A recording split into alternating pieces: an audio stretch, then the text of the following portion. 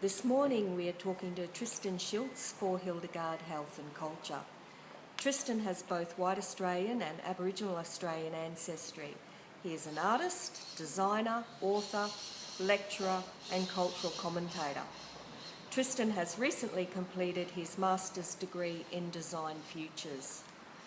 Tristan, could you please share with us what Design Futures means? Sure. Well, the Design Futures kind of recognises that the current design paradigm is redundant and there needs to be change to, tackle future problems. So Design Futures engages in teaching and educating students how to deal with future problems in the 21st century and beyond. And one of the most, important things is Design Futures recognising that short-term thinking isn't going to get us very far and hasn't for a very long time. So how do we begin to understand long-term the effects of what we bring into existence? So Design Futures is about design philosophy. It's about ontological designing, the designing of us and our behaviours and how that can go on to make a better future for us all. Tristan's master's work took him through an exploration of his dual identity as both white Australian and Aboriginal Australian. Tristan, can you tell us how you came to the decision to deal with this complex and very personal subject? Yeah, I guess for me it's, it came about when I really started to understand just how important cultural expansion is in the world today and how important it is for, multiple realities to exist. And, there's a lot of underpinning theory about pluriversal worlds and I guess I started to, and I've always been pretty disgruntled about Western linear thinking and the way it seems to dominate more and more. And I guess I found myself in a spot where I could understand that I'm on the border of both of these areas, able to engage in both discussion around, where this white linear thinking has come from and, thinking from the margins, thinking from the oppressed, as Aboriginal people have been. So for me, I guess it's part of capitalising on my identity and a way for me to use design to engage in opening up intercultural understanding, opening up cultural expansion. And so in a way my identity is just a template that I'm able to use in design. A local template for me here in Australia, but the things I talk about and engage in and try and tackle through looking at my duality are things that any designer anywhere in the world can engage in between the oppressor and the oppressed.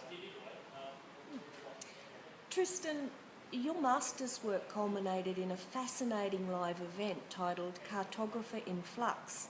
Can you describe that event for us?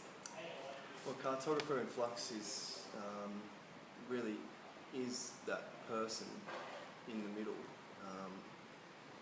Sometimes I think I may have brought Kartographer into existence as an alias of myself. But what Kartographer as a project and a design event is an exercise in trying to look at alternative pasts so that we can think about alternative futures.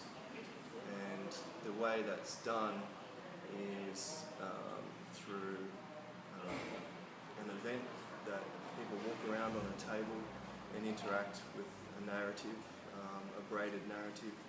One side is a narrative where a cartographer turns up in 1788 and he walks with an indigenous tribe and he finds things that are to value in that indigenous tribe, and it's through a fictional narrative such as a mother dying and a newborn being given custodianship of the grasses and plains, that this cartographer that walks with this indigenous tribe is able to understand the value and the commonalities in the value of that indigenous tribe. And that's one side of the story that people read when they interact with the event. And then they're asked to read the next side or read the other side first. And the other side is more about the story we know, where cartographers would turn up, walk with Indigenous tribes, fear those Indigenous tribes, sort of rest on their theory of knowledge that came with them in the boats, that these people are primitive and they have nothing to offer, nothing to value. And furthermore, even if there were things to value, they just simply couldn't recognise it because they were stuck within their Western linear thinking. So the aim of the project is for participants to read both of those narratives and bring to the visible just how plausible it could have been for a cartographer through certain trigger events such as a mother dying or what have you, so that they could then think about, well, if history can be of the sediment of this history that we feel like didn't happen, then what kind of different future could we have? So I think the tagline at the end of the narrative that they read is alternative pasts are sediments for alternative futures. And the dot's an important part because it's about options. It's not about me trying to shout at people, me trying to shout at the West. It's about engaging with the mainstream audience in opening up a space of conversation so that they can turn to their peers beside them, turn to their children and start to have a conversation, a what if conversation. The first time that you displayed Kartogrifa In-Flux was at a night market, wasn't it? I'm just wondering, what did you learn from people's responses to the event? Well, I was really impressed with the participation and the engagement in the event. It was an amazing night, and I had no idea what I was to expect. The event took place in my studio and my studio's in a precinct where there's a monthly markets, arts and craft and sort of creative markets that happen outside my studio door. And I kind of tagged on to that crowd and was able to have 400 people come through the door to look at Kartographer. And the whole night, for about 4 hours, there was 10 to 15 people crowded around reading the narrative. And the data that we got shows that around 50% of the people spent the 10 minutes or so needed to actually read the narrative and interact with the tactile analog objects that were there to as a metaphor to kind of help people along with the story. A metaphor of play with your options was the tagline as cars recognize. So one of the biggest responses I got, which is really important, it seems generic but it's actually a really important response, is that people were just really thankful that I gave them something else to think about